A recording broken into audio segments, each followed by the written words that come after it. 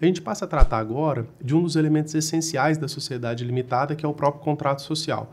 Por que o contrato social é considerado um elemento tão essencial? Porque é o contrato social que constitui a sociedade limitada. Porque, como a gente viu, a sociedade limitada tem a natureza de ser uma sociedade contratual. Então, é o contrato social que vai constituir a sociedade limitada. Então, o contrato social é que dá toda a característica da sociedade que está sendo constituída e que faz nascer essa sociedade. E a gente vai ver as especificidades de necessidade de registro e tudo mais, tudo isso relacionado aí com a criação da sociedade limitada, tá certo? Então, segundo a doutrina majoritária, esse contrato social aí é um contrato sui generis, porque, na verdade, ele não existe duas vontades contrapostas das partes. Por exemplo, no contrato de compra e venda. Uma parte quer comprar um imóvel, por exemplo, e a outra quer vender um imóvel. São duas vontades contrapostas que são harmonizadas a partir de um contrato, tá certo? No caso da sociedade limitada, a vontade de todos aqueles que estão contratando, de uma sociedade em geral, todos aqueles que estão contratando, eles têm um objetivo comum, tá certo? Que é explorar a atividade econômica. Então, não existem duas vontades contrapostas harmonizadas a partir de um contrato. Por isso, ele é um contrato sui generis, é um contrato que não tem um gênero específico. Ele é um contrato um pouco diferente daqueles contratos que a gente estuda quando a gente está vendo lá no direito civil.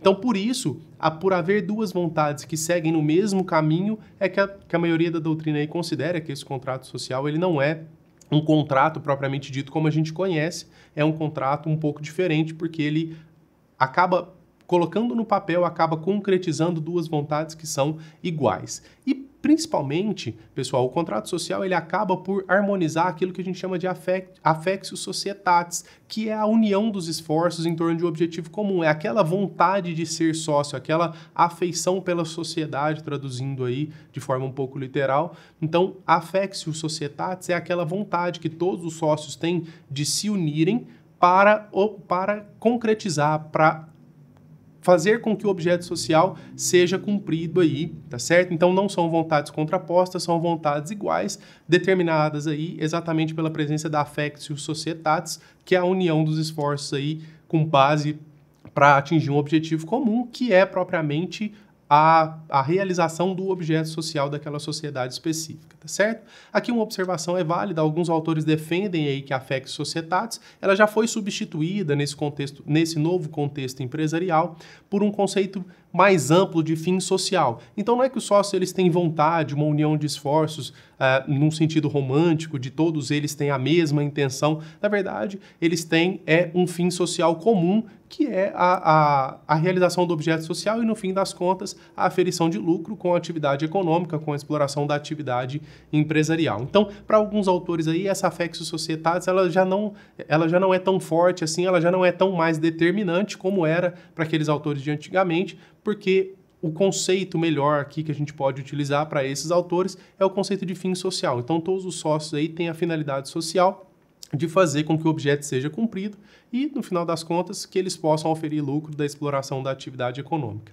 Alguns requisitos são essenciais aí na configuração do contrato social, e essas exigências aí, elas estão previstas lá no artigo 1054 do Código Civil, combinado com o artigo 997. Por que combinado com o artigo 997? Porque o artigo 1054, ele faz remissão ao artigo 997, que, como eu disse para vocês aqui, trabalha e é específico relativo à sociedade simples. Então, por isso que o Código determina aqui que a sociedade simples pura, aquela que não é empresária, ela acaba aqui regulamentando também a sociedade limitada, mesmo que a sociedade limitada seja uma sociedade empresarial. A gente deve lembrar também, pessoal, que a sociedade simples, ela também pode adotar a limitação da responsabilidade dos sócios. Então, nem sempre uma sociedade limitada é uma sociedade empresária.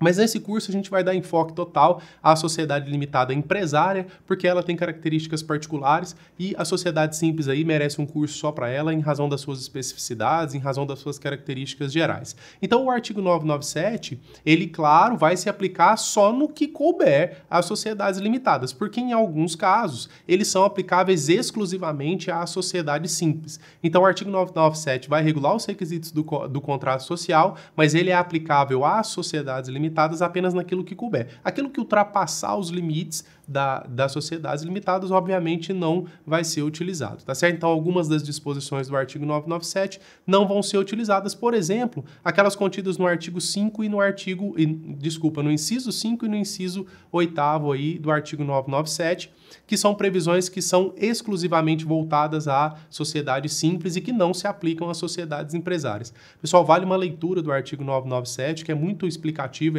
ele consegue ser autoexplicativo aí nos requisitos exigidos para a formação do contrato social da sociedade limitada. Então, uma leitura atenta a todos os dispositivos, lembrando que alguns deles não se aplicam à sociedade limitada, porque é uma aplicação subsidiária das normas da sociedade simples. Então, algumas disposições, a exemplo da disposição do inciso 5º e do inciso 8º, vão valer só para a sociedade simples, não se aplicam aqui ao contrato social das sociedades limitadas. Algumas observações também, além dessas, são bastante interessantes. Esse rol do artigo 997, obviamente, ele não é taxativo, são requisitos mínimos que devem constar no contrato social da sociedade limitada, tá certo? Então, outras normas também, não só contidas no Código Civil, mas outras normas contidas, por exemplo, em regulamentações específicas do Departamento Nacional de Registro Contratual, por exemplo, também devem ser observadas no caso da formação do contrato social. Então, essa previsão do artigo 997 aí, combinada com o artigo 1054 do Código Civil, são disposições mínimas que podem sim ser alteradas ou podem haver outras exigências contidas em normas esparsas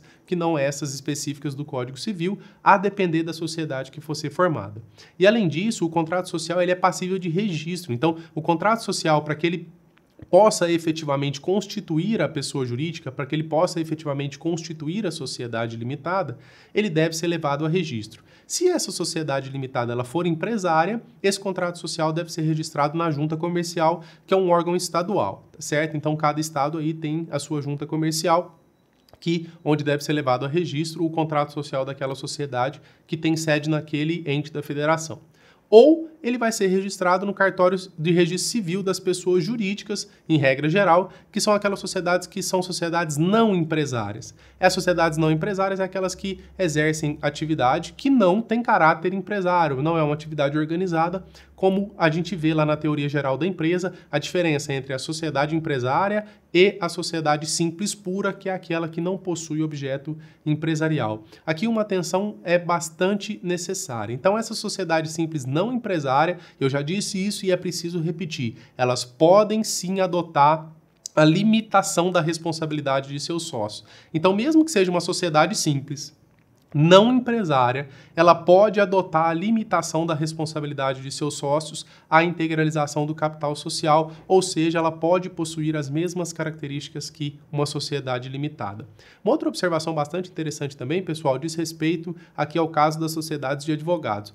No caso das sociedades de advogados, não há necessidade de registro nem na junta comercial, nem no cartório de registro civil das pessoas jurídicas, pois o registro é feito aqui na OAB, tá certo? Então, é uma característica específica dessa sociedade de advogados que o registro é levado à OAB e não necessariamente aí à junta comercial e ao cartório de registro civil de pessoas jurídicas. Então, é a OAB que é o órgão específico para dar personalidade jurídica, para constituir efetivamente a sociedade de advogados, que porventura adote aí a limitação de responsabilidade. Um exemplo disso, a sociedade de advogados é uma sociedade simples, pura, porque a princípio ela não tem caráter empresarial, mas ela pode adotar a limitação de responsabilidade de seus sócios, e aí nesse caso ela ser uma sociedade simples de caráter limitado, com limitação da responsabilidade dos seus sócios, tá certo? Então, com relação ao contrato social, são essas as características gerais, é isso que a gente precisa entender, porque a partir daqui a gente vai trazer algumas considerações especiais, alguns pontos que o contrato social deve dar mais atenção, porque a gente sabe que o contrato social é aí que vai determinar tudo o que rege a vida da pessoa da sociedade limitada.